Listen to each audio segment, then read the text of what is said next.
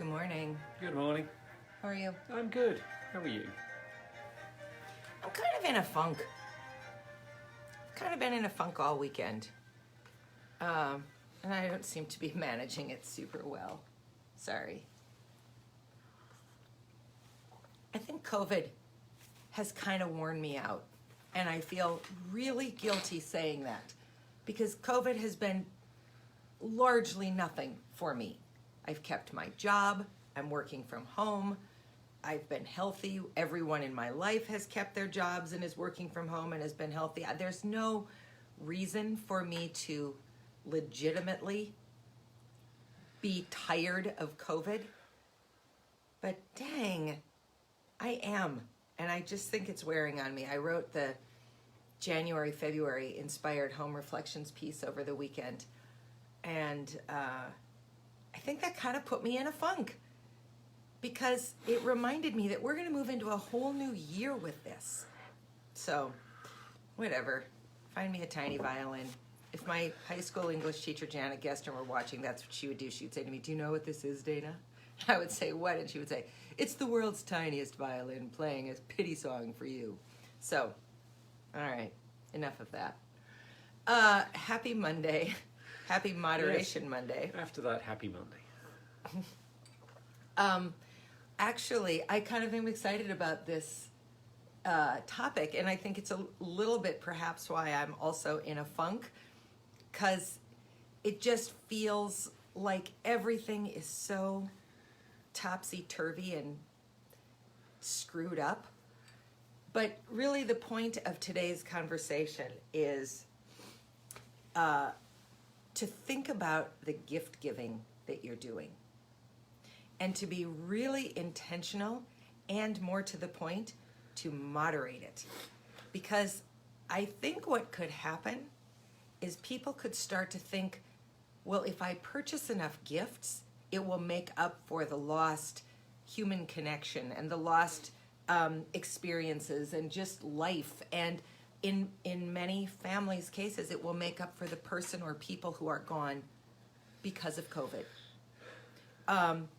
And you know that that's not true.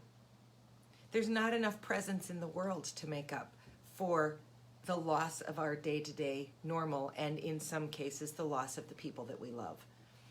So that's, you probably can't hear that. The poor dog's having some, I don't know, like GI tract issues. I'm not sure. That's what that would be, right? Yeah. Yeah. Good for me. I did play a pediatrician once in a commercial. It's showing. I know. Even though you clearly should have been a vet for this. It's all basically the same. Sorry to the vets and the medical doctors in the world watching that. Grant, I know it's not the same. Anyway, yes, I do. Yes, I do. It's not, this season, in particular, the holiday season of 2020, is not the time to go into present overdrive thinking that somehow that will make up for a lost year, because it won't. And then on top of all of the missing things and people of your year, you'll just have stuff to deal with. And you know, a lot of what people have done this year is they've spent part of the year really culling the stuff in their lives. So don't load them up with things that they don't want because you think it will make everyone feel better. It won't. It's like thinking, well, one more drink will make me feel better, will make me cooler, will make me more comfortable, will make me more fun. No, it won't. Let me promise you, Maz and I have this conversation all the time. Maz doesn't believe me. He just has to take my word for it because only one of us was mentally present through those years. Maz thinks he was super fun as a drinker. Yeah, I wasn't. No, he was kind of a jerk. We'll go with jerk.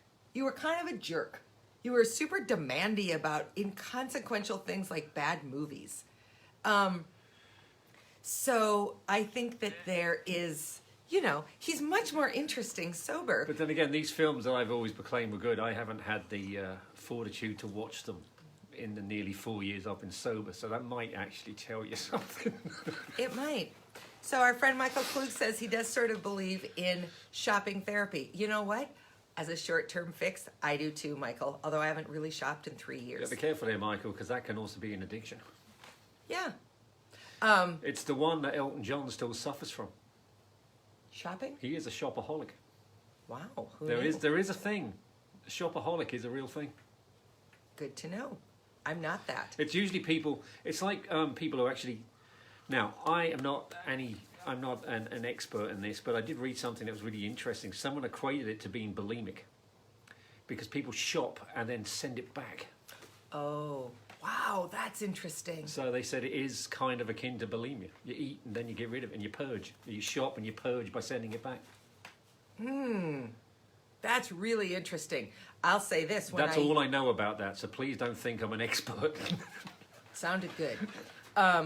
When I used to kind of troll websites, shopping websites, I used to fill my shopping cart with everything that I was even moderately interested in, and then I almost never hit pay. I just never did anything with it. Sort of the idea of putting it in my shopping cart was enough. Story. And I know that a lot of people, do that too. There's this huge, long history now in the internet era, long history of people doing that, and there's just millions of items sitting in people's shopping carts online, unpurchased. So it's not unlike when I was poor and used to go to the grocery store. On Wednesdays, the Hornbachers flyer would come out, and I would go to the grocery store, and Quinn would be in his baby car seat sleeping, and I would just put everything I was interested in my shopping cart, and then I would go back and I would put it all back because I couldn't afford any of it.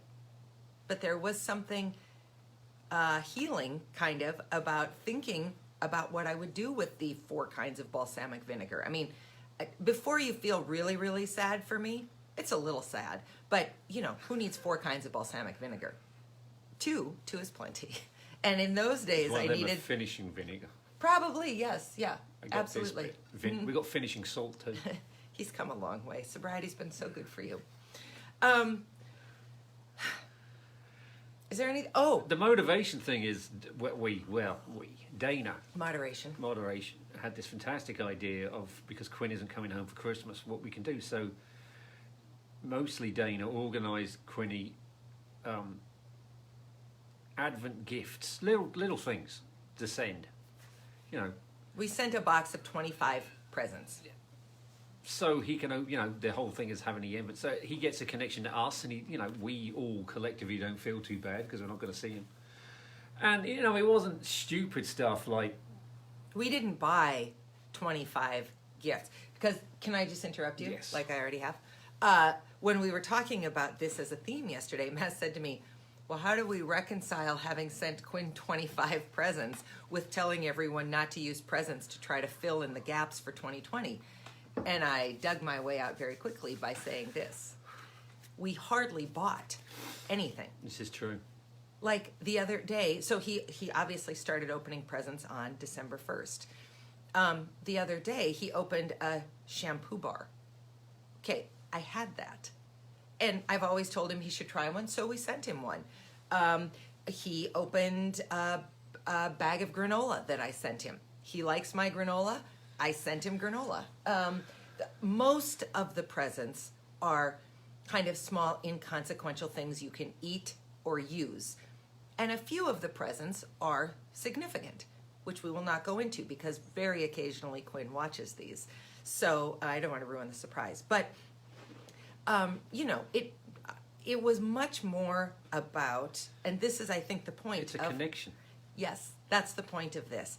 It's about connecting with someone, and that can happen over a Zoom coffee call that doesn't involve any exchange of gifts or services or products or money or anything like that, because at the end of the day, what we are starved for is people.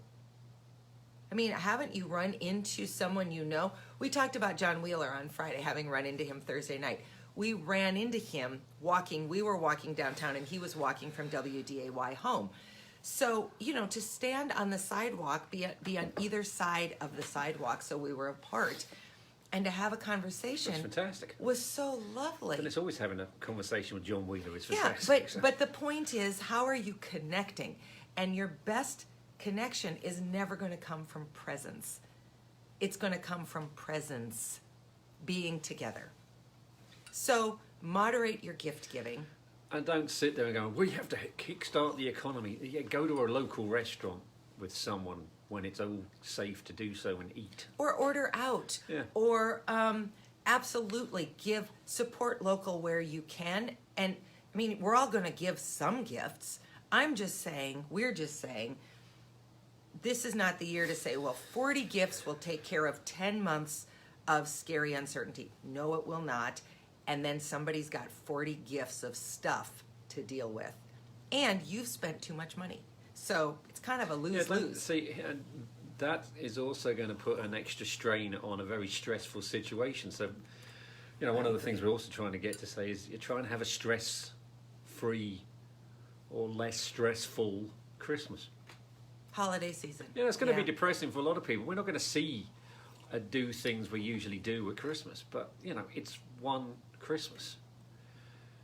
A lot of people say, how do we go back from this? And I can't remember if I mentioned this before, but I found out something really interesting about, yes, it's a completely different virus and it's a different situation, but the 1918 to basically 1920 flu pandemic, SARS-CoV-2 is not a flu virus, it's a SARS virus. But people were saying, oh, how can we come back from this situation? If you go back 100 Oh, yeah, you haven't said this. years, this is great. We had movie theatres again. They made bigger ones. So how are we going to go back to movie theatres? They will exist when you're not going to get sick in one. The Big Ten universities didn't have 62,000-seater football stadiums in 1920. They do now. They will be full again. Shops will come back.